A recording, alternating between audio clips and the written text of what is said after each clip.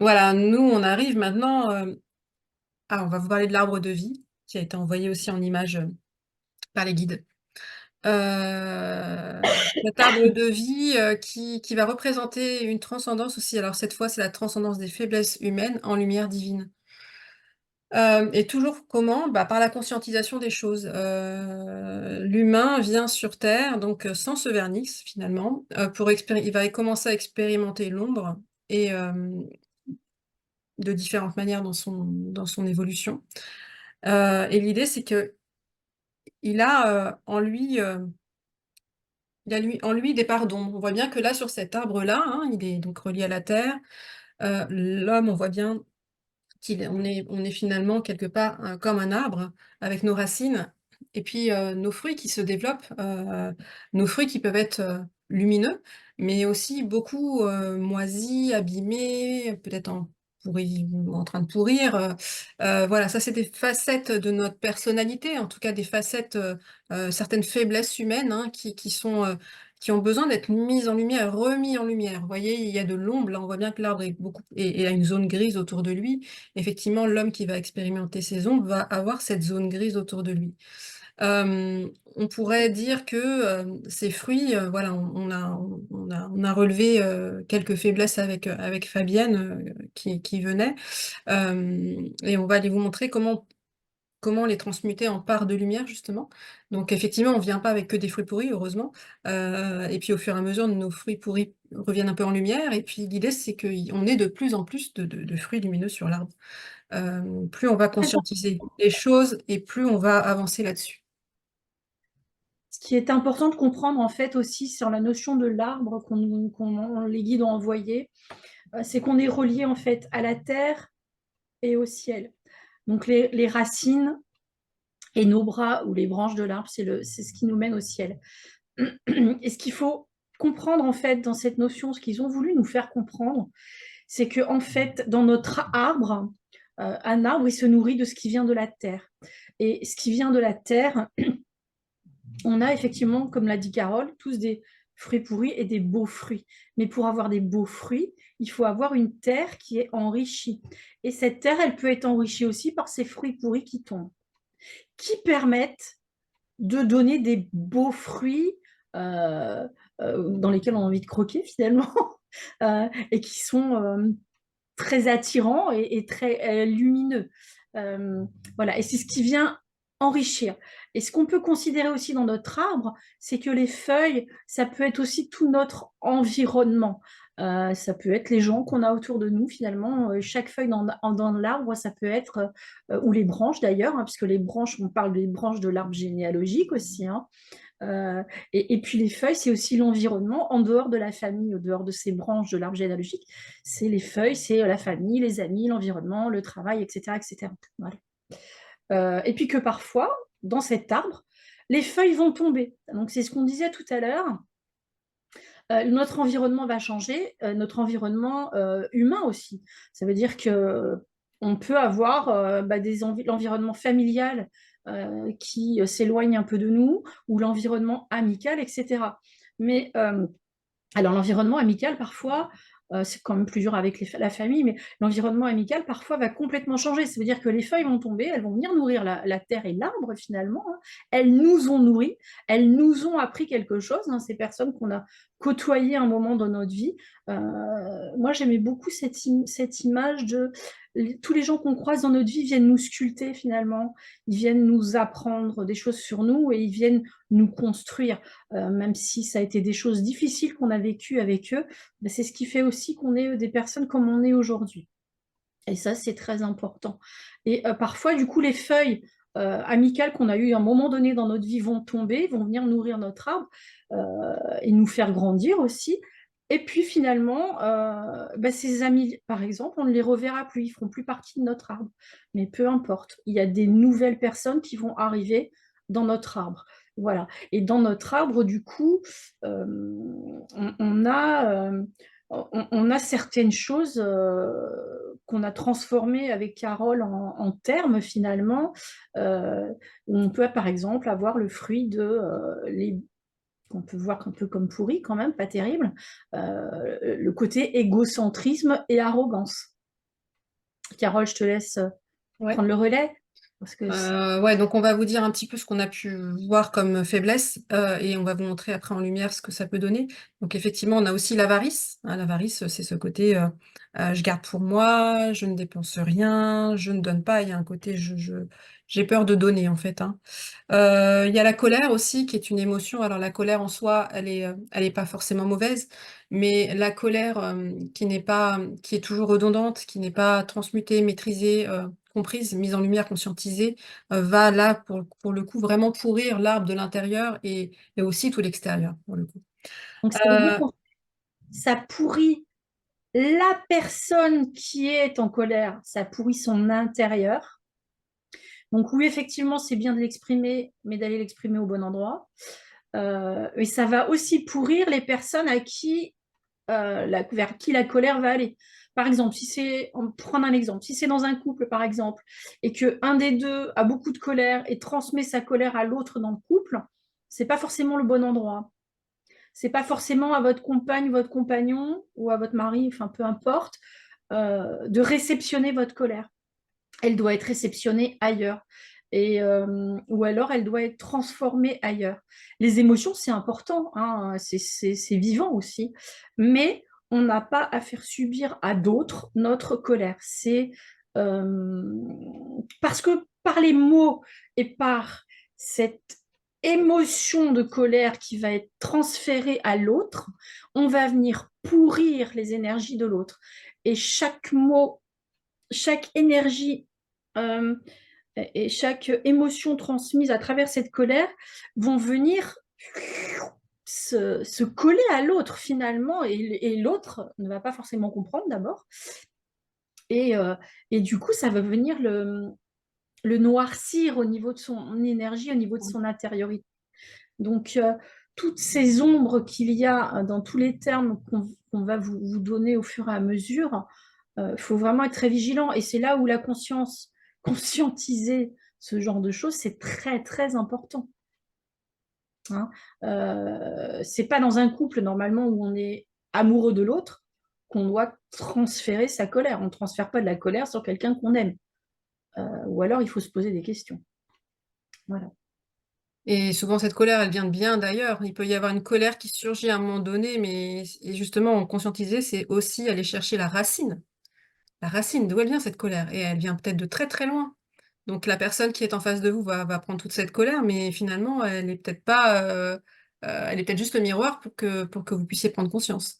Donc voilà, bon, on va continuer, mais il y a plein de choses effectivement à dire aussi sur la colère et sur les Euh, émotions en général en tout cas. Tu as Ensuite, raison. on a... Elle peut venir effectivement de ce qui a été vécu avec la famille, mais ça peut aussi venir, là on est encore dans du transgénérationnel, ça peut venir de très très loin et des choses qui peuvent se travailler dans le transgénérationnel, que Carole peut travailler d'ailleurs en kinésiologie et on retrouve des mémoires hein, parfois par rapport à ça ou à autre chose d'ailleurs.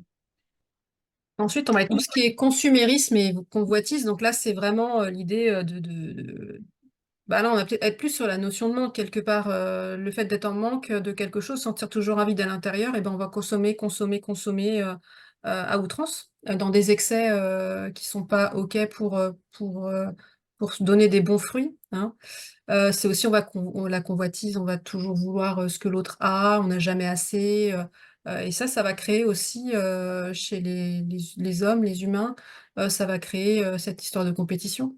Euh, euh, cette notion de il faut que je sois plus fort que l'autre, il faut que je brille plus que l'autre. Et on est dans cette notion-là, en fait, hein. C'est la notion finalement où les gens peuvent aller jusqu'au piétinement finalement de l'autre aussi. Mm. Euh, c'est très lié à la jalousie. Ouais. Euh, et tu as raison à la notion du manque, alors qu'au final, il n'y a pas de manque forcément. Hein. Les gens ont déjà parfois largement ce qu'il faut. Ils ont un toit sur la tête, ils ont des choses de... Pas tout le monde évidemment, mais la plupart ont des choses de base. Et d'ailleurs, c'est souvent les gens qui ont le plus de choses qui sont aussi dans le... C'est pas un jugement du tout, hein, mais dans cette espèce de consumérisme de... Faut consommer, faut consommer, faut consommer. Et d'ailleurs, on le voit très bien, le week-end, par exemple, les gens, ils vont consommer dans les magasins, ils ont besoin. Et c'est une notion de remplir aussi des parties vides qu'on a en soi, et c'est une façon de ne pas prendre le temps de se confronter à soi que d'aller aller consommer à outrance, consommer, consommer, consommer. C'est encore cette Ouais. notion de vide, hein, qui est difficile à aller toucher.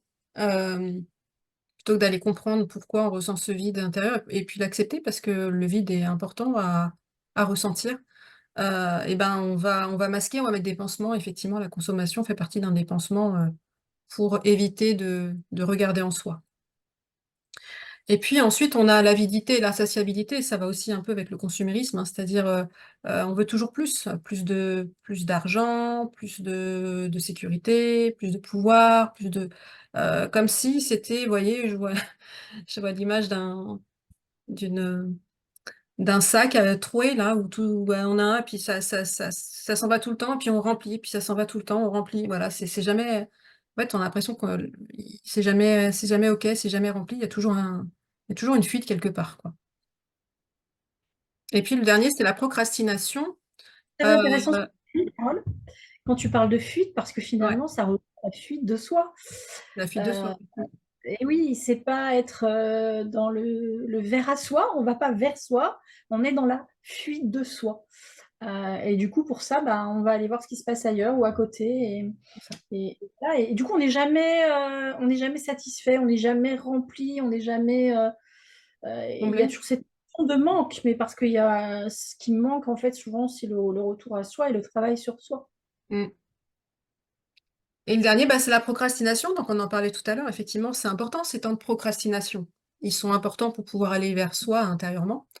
Mais à un moment donné, effectivement, bah, on peut pas faire que procrastiner. On est aussi incarné pour être dans l'action, pour agir, pour mettre des choses, en place, pour, avancer sur notre chemin et y aller, quoi. Donc toutes ces parts d'ombre, justement, on va pour en faire de beaux fruits, il va falloir aller chercher cette lumière, de l'autre côté, à l'inverse.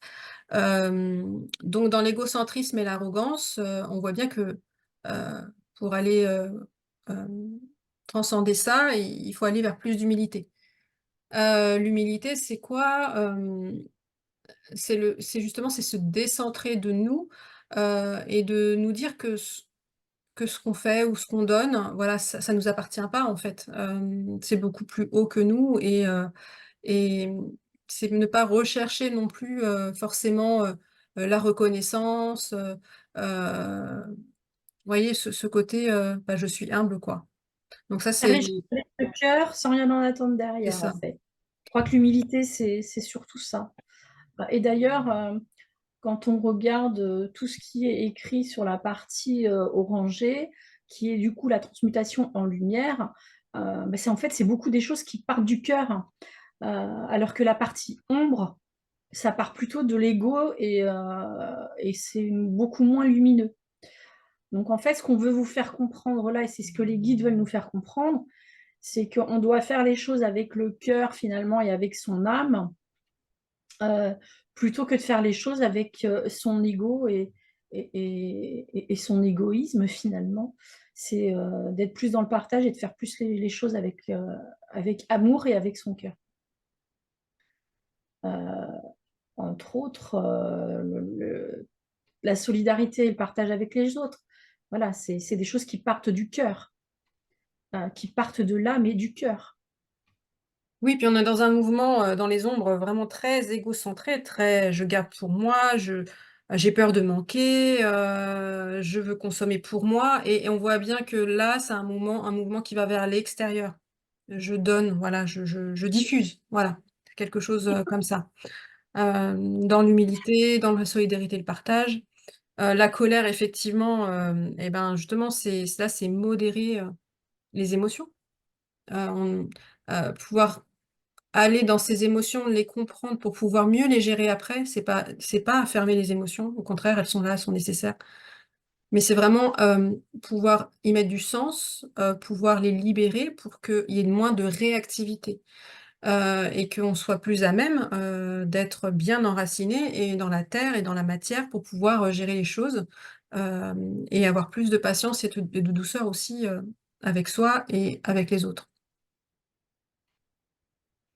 En fait, ce qui est demandé finalement dans tout ça, c'est écrit d'ailleurs, hein, c'est se contenter de choses simples. C'est aller droit au but avec son cœur. Finalement, c'est sans prise de tête, quoi. Finalement, toute la partie gauche là qui est grise, C'est vraiment lié, je trouve, à des peurs.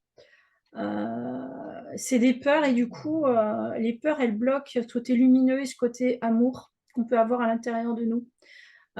C'est comme si tout le cœur était verrouillé, sur cette partie-là, dans Oui. l'ombre. Alors que dans la partie lumière, c'est comme si le cœur avait fait une ouverture, et cette ouverture, elle s'est effectuée vers les autres. Mais, pas pour soi, c'est pas pour venir remplir son ego, non, c'est vraiment dans une ouverture, de lumière vers les autres. En fait, comme il y a un apaisement intérieur, un apaisement émotionnel, et un apaisement des blessures, Mmh. le reste est apaisé aussi.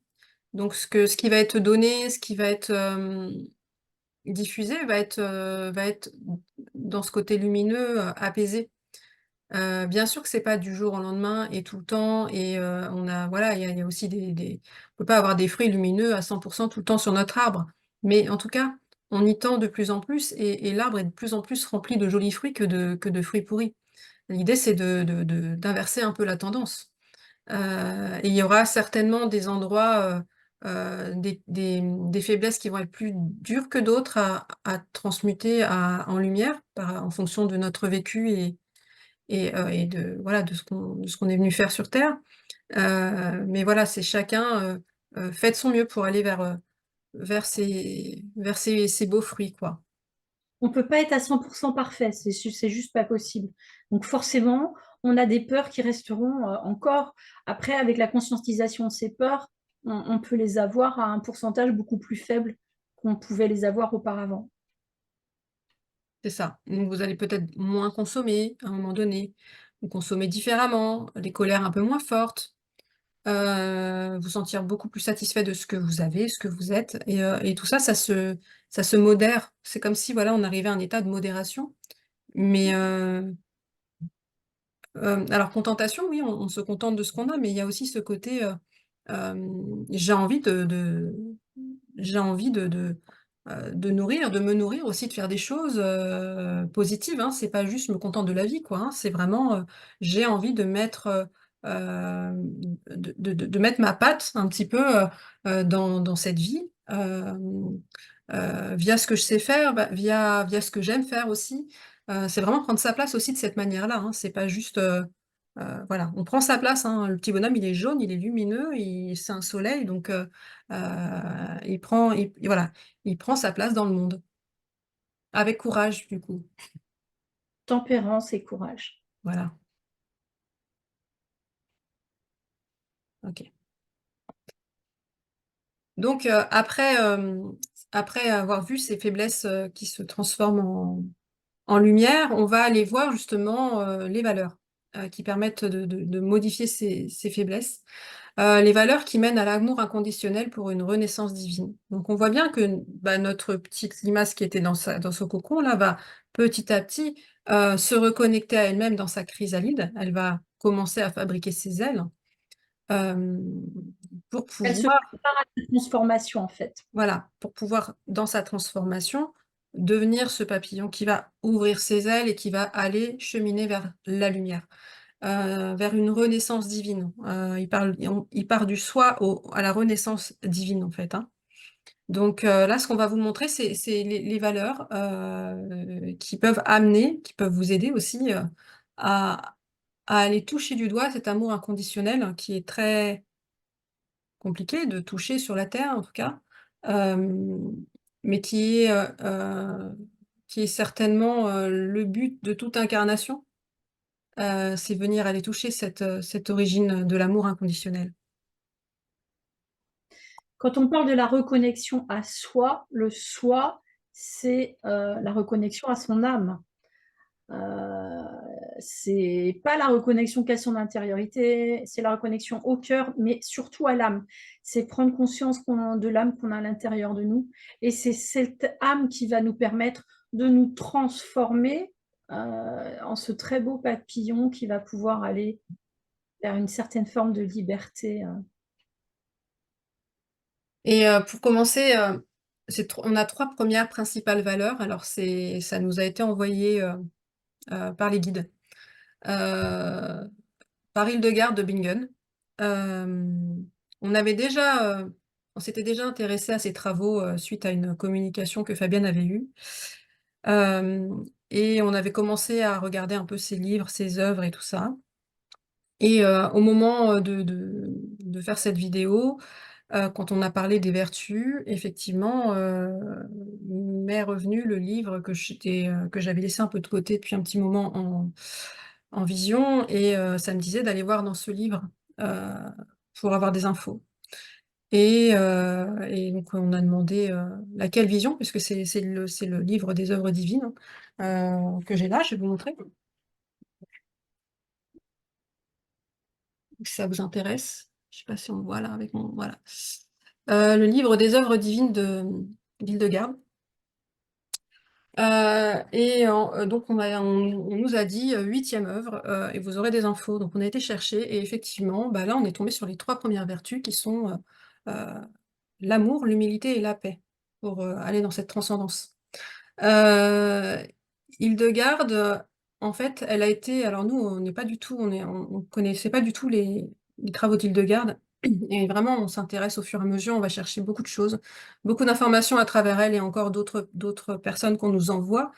Euh, Hildegarde était une religieuse hein, qui a eu des visions à ses 42 ans et qui a écrit toutes ces visions qu'elle recevait de Dieu. Euh, et donc, elle a laissé des œuvres pour expliquer un petit peu comment le cosmos est fait et tous les secrets du cosmos, de l'univers et de Dieu. C'est la toute-puissance divine à l'œuvre dans la création et la place de l'homme dans l'univers au niveau de la thématique. Donc, on peut voir cette huitième vision qui est dessinée là, qu'elle a dessinée en tout cas. Voilà, c'est ça. On peut voir trois femmes sur une margelle d'eau, sur une fontaine, hein, et puis des dieux, elle regarde des dieux en haut, hein, des anges, des dieux, et puis cette ville carrée hein, qui fait penser à la Jérusalem céleste. Euh, Ce qui était très drôle parce que Fabienne avait fait aussi un rêve sur la Jérusalem, donc en fait tout est en lien et du coup ça nous a redonné encore des infos là-dessus. Donc, sur ce graphisme, on voit l'amour et l'humilité qui sont représentés par les deux femmes qui sont vêtues en blanc. Elles sont, elles, enracinées dans la fontaine de vie, hein. On voit bien l'eau aussi, cet élément, c'est la vie, hein. C'est ce qui, sans eau, on n'est rien, et l'eau, c'est la vie. Donc, elles sont, elles, en tout cas, dans cette fontaine. Et la paix se tient sur la margelle et doit se ressourcer auprès d'amour et humilité. D'accord? Donc ça nous dit quoi? Ça nous dit que l'expression de la création nouvelle, la source de la fontaine de vie en communication et en communion avec le divin. Donc la vie, hein, il y a l'eau, il y a la vie, il y a ces trois vertus qui sont l'amour, l'humilité, la paix, en lien avec le divin. Vous voyez, ce côté, il y a le ciel, il y a les jambes, et puis il y a ces trois vertus entre les deux. Donc pour passer d'étape en étape, euh, l'idée c'est d'aller vers l'amour, l'humilité et la paix. Donc en fait, il y a l'amour gratuit et généreux qui correspond à ce qu'on peut appeler l'amour inconditionnel. C'est un amour très très puissant qu'on peut ressentir pour les uns et les autres finalement. Et c'est pas un amour commun. C'est vraiment un amour qui dépasse tout. C'est un amour. Il y a quelque chose d'un amour, de l'amour divin en fait dans cet amour inconditionnel. En fait, on peut ressentir cet amour dans cette ouverture de cœur, en fait. C'est une énergie qui dépasse tout. Et ça dépasse l'amour que l'humain a pu à mettre comme sens sur l'amour, en fait. C'est vraiment quelque chose qui vient de bien plus haut, qui vient de notre âme, qui vient vraiment, c'est une force, hein, qui vient vraiment aussi euh, bah, dans les soins de guérison, dans la guérison, cette force d'amour gratuit et généreux pour soi aussi et puis pour les autres. Euh, c'est une énergie à laquelle on arrive à se connecter. Plus on va être dans notre lumière et plus on va réussir à s'y connecter.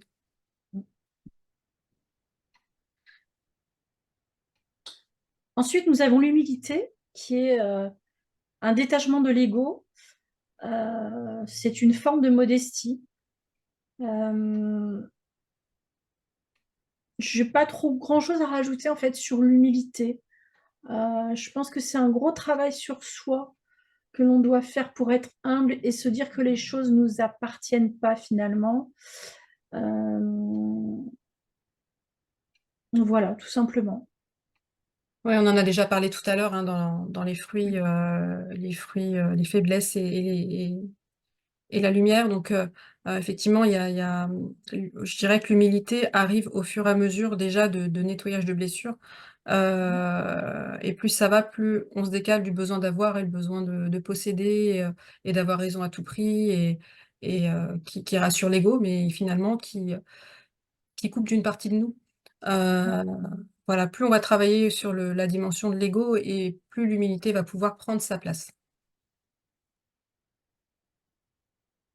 Et il y a la paix, et la paix, c'est la tranquillité. Alors là, il y a marqué de l'âme, c'est la tranquillité de nous en général, en fait, aussi, hein. Il y a une espèce de tranquillité dans notre intérieur, et il y a une tranquillité dans notre cœur, et une tranquillité dans l'âme. Alors parfois, c'est pas équilibré, hein. Il peut y avoir la paix dans l'âme, et puis on peut être un peu bousculé ailleurs. Mais voilà, après, il faut arriver à retrouver cet alignement entre le cœur, l'intériorité et l'âme. Voilà. Et la paix, c'est vraiment, quand on a transcendé beaucoup de peurs, c'est comme si, on faisait totalement confiance, au divin. On remet tout là-haut, en fait et il y a cette paix intérieure qui se met, c'est-à-dire que quoi qu'il se passe dans les épreuves, on a la foi, on sait que tout va se passer comme il faut et que sur notre chemin, on a les expériences, qu'il nous faut pour notre évolution et hem et finalement, ce qui nous paraissait être une montagne avant va nous paraître un peu moins haut et petit à petit, on va avancer plus sereinement sur le chemin et les épreuves seront aussi certainement, hem, moins anxiogènes, d'où la paix qui s'installe. Et cette paix, elle peut aussi rayonner dans l'environnement où on est.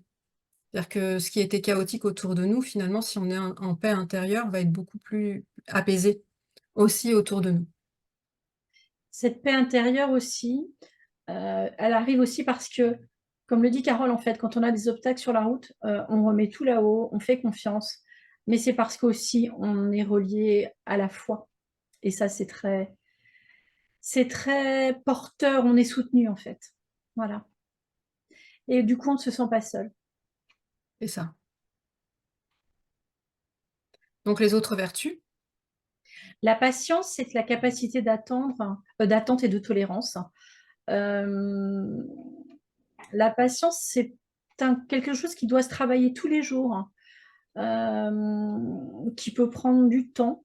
Mais la patience, elle commence par être patient avec soi-même, pour après être patient avec les autres. Euh, voilà, et ça fait partie d'un chemin d'apprentissage aussi.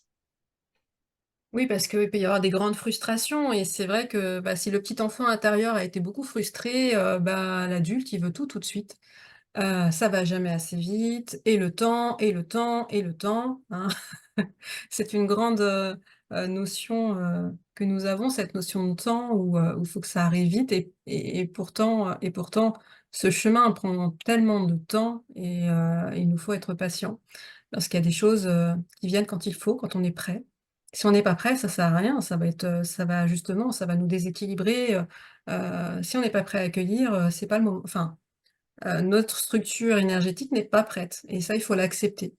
C'est comme quand on éduque un enfant, finalement, on va pas un enfant de 1 an, on va pas lui faire, du vélo. On sait que sa structure fait qu'il peut pas. Donc, être patient, c'est aussi attendre les étapes, chaque étape est importante et nécessaire.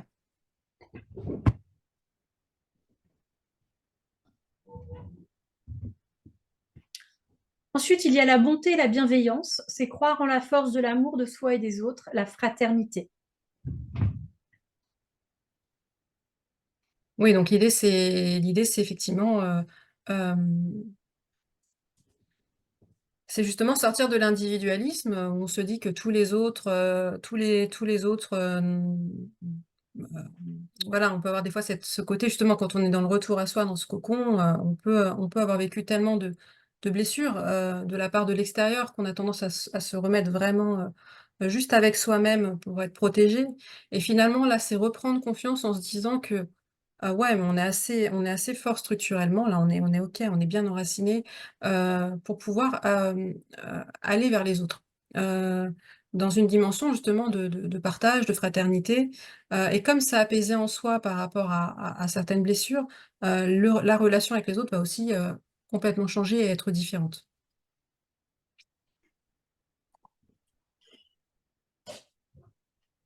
La douceur, c'est le calme et l'apaisement. C'est ressentir une grande sérénité en soi, finalement, quand on a passé certaines étapes, hein. Et, et du coup, la reconnexion à la douceur, c'est la douceur encore pour soi, pour aller ensuite vers donner de la douceur aux autres.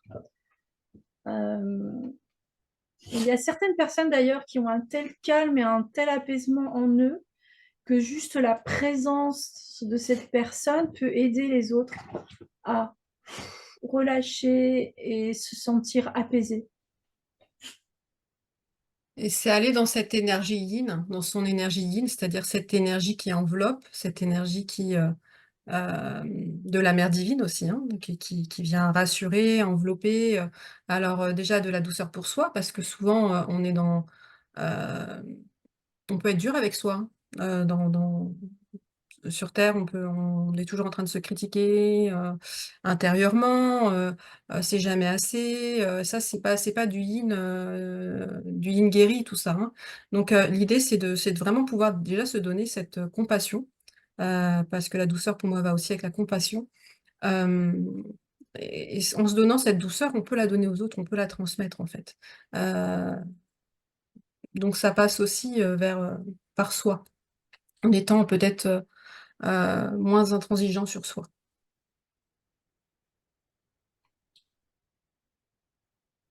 Et puis il y a la joie qui s'ancre dans la certitude d'être aimé par le divin. Cette joie qui finalement transcende tout. Tout ce qui a été difficile, à travers la joie, on arrive à transcender ça. Et puis la joie, c'est la foi aussi. Dans la foi, on trouve la joie.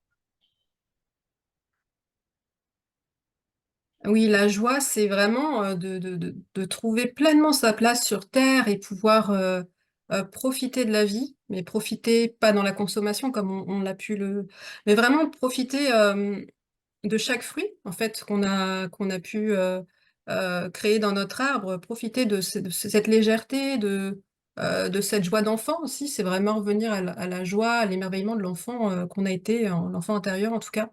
Insouciant presque même, puisque de toute façon, à quoi bon se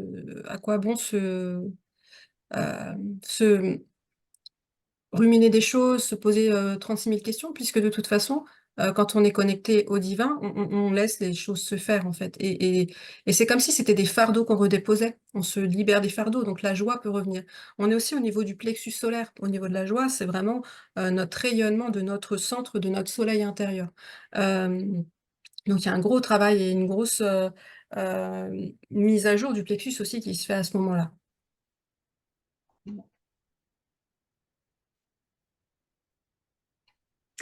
La proxémie, qui est la juste distance par rapport à l'autre. Et sur la relation d'aide, la proxémie, c'est garder la bonne distance en fonction de ce que la personne est capable de recevoir ou pas de vous. Et c'est respecter ça, en fait. Et Oui, ça, c'est une grande forme aussi d'amour inconditionnel. ouais, la proxémie effectivement, c'est le respect de l'autre. Souvent dans des relations, on peut être à vouloir contrôler l'autre, contrôler, hem, dans ces relations de dépendance, hein, qu'on peut avoir, entre humains sur terre, hem mieux savoir que les autres, se mettre à la place de l'autre, mais la proxémie, c'est justement, pouvoir laisser l'autre faire ses expériences, tout en étant capable de se rapprocher au moment où c'est OK Mais ça demande vraiment un travail sur soi parce que souvent, quand il y a une grosse angoisse, souvent, bah, les gens vont chercher chez l'autre quelque chose pour se rassurer. Et du coup, l'idée, c'est d'aller vraiment déjà se rassurer à l'intérieur de soi pour pouvoir laisser cet espace, que l'autre soit libre. On est vraiment dans cette notion, de reconnexion à soi et de renaissance divine, finalement, je dirais. Le maître mot, c'est d'aller vers sa liberté intérieure, et de laisser l'autre libre aussi. Hem Et quand tous les êtres sont dans leur liberté intérieure, là, il y a de l'harmonie qui peut se mettre en place. Heu, une harmonie qui est transcendante finalement pour chacun et qui amène vers une autre vision du monde, une autre vision, des relations et heu et de ce qu'on peut faire sur terre, en fait. Il y a une autre valeur dont on n'a pas parlé, qu'on aurait pu mettre, c'est l'allocentrisme. Et l'allocentrisme, c'est l'antonyme en fait du narcissisme, qu'on aurait pu mettre d'ailleurs aussi hein, dans les fruits pourris.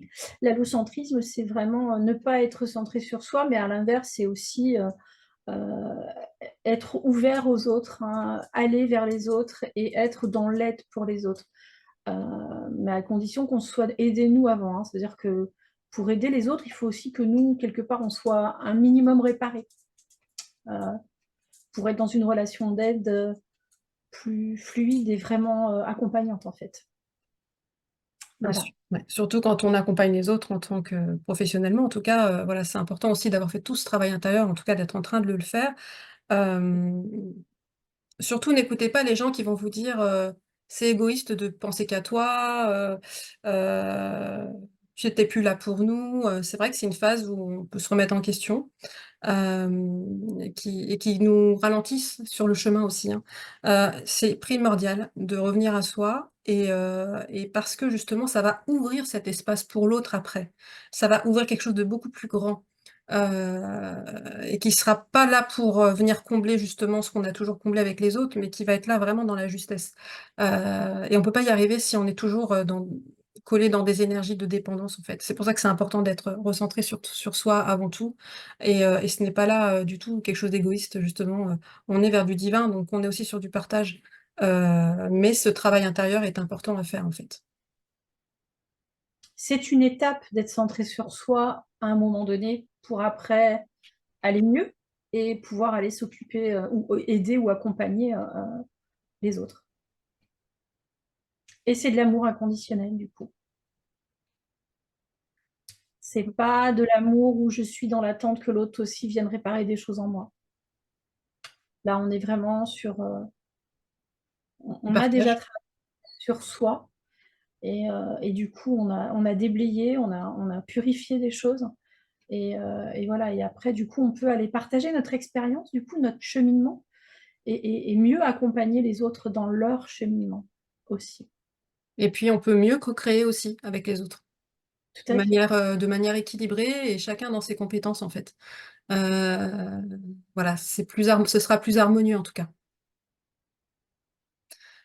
Voilà, bon bah, on a terminé cette, vidéo, cette deuxième partie sur la mission de l'empath, hein, qui a pris, pas mal de temps. On espère que ça a pu vous apporter des ressources pour pouvoir, évoluer sur votre chemin.